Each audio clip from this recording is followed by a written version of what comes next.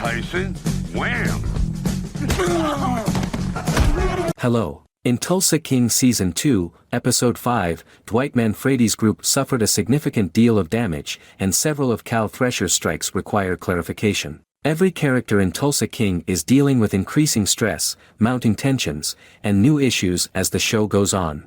That complicates the series' plot, but it also makes for some amazing television and character moments, like Tyson's choice to embrace the mafia lifestyle. The plot of Dwight and his gang has become so intricate after Tulsa King Season 2, Episode 5, that it may need some explanation.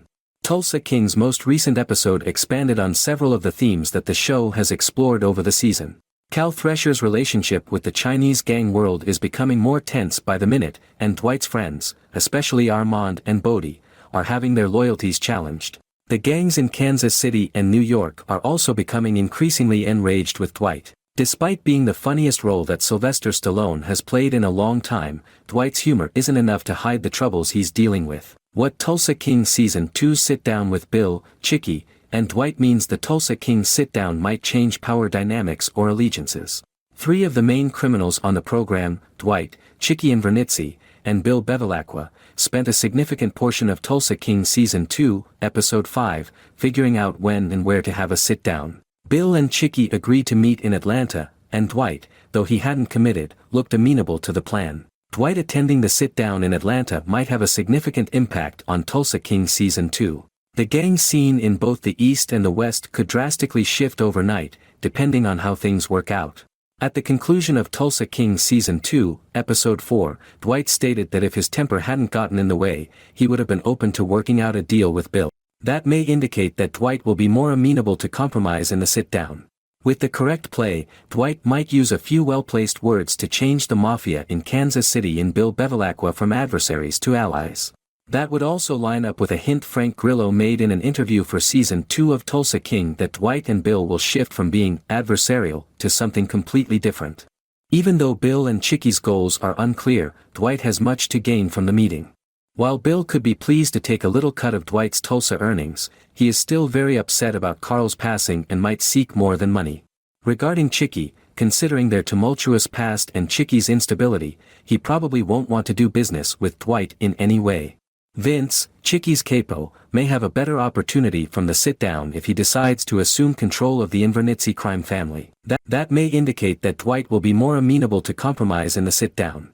With the correct play, Dwight might use a few well-placed words to change the mafia in Kansas City in Bill Bevelacqua from adversaries to allies.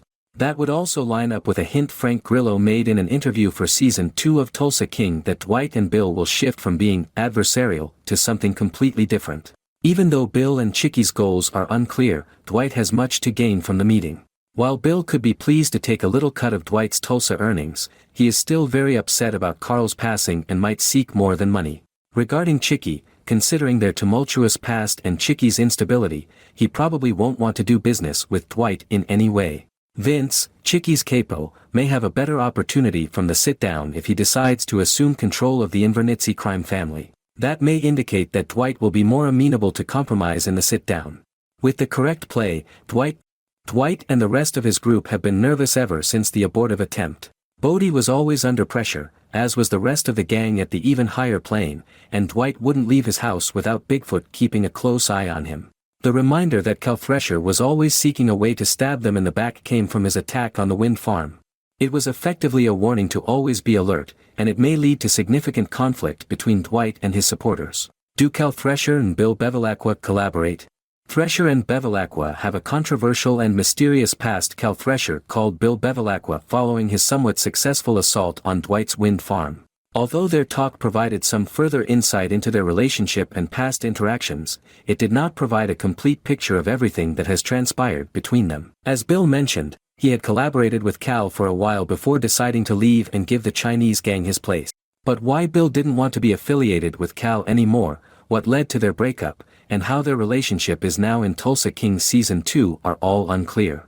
Robert De Niro in A Bronx Tale, Sylvester Stallone in Tulsa King, and Al Pacino in The Godfather Part 2. What little is known about Bill's remarks, it appears that he and Cal are no longer in collaboration. That may have a significant impact on Tulsa King Season 2, since it suggests that Bill won't likely assist Cal in getting out of any future sticky situations involving Dwight or the Chinese gang. Cal must have had a very excellent cause for terminating the relationship, as Bill is a businessman in addition to a mobster. It's possible that whatever caused them to part ways was severe enough to keep Bill from supporting Cal going forward. The reason Cal Thresher sent a bottle of champagne to Dwight and Margaret Thresher is attempting to break up with Dwight by playing mind games with him. Sylvester Stallone's Dwight Manfredi and Margaret Devereaux in Tulsa King, Season 2, Episode 5. In addition to the excessive smash-up he ordered at the wind farm, Cal Thresher also attacked Dwight with a rather perplexing power play at the conclusion of the show. A waiter revealed that Thresher had given Dwight and Margaret Devereaux an expensive bottle of wine as they were getting ready for their date. Although Cal is spiteful, his actions were just as evil as ordering his soldiers to the wind farm. Dwight's business was put in danger by Cal's initial attack, but his personal life was put in danger by the champagne bottle. Thank you for watching.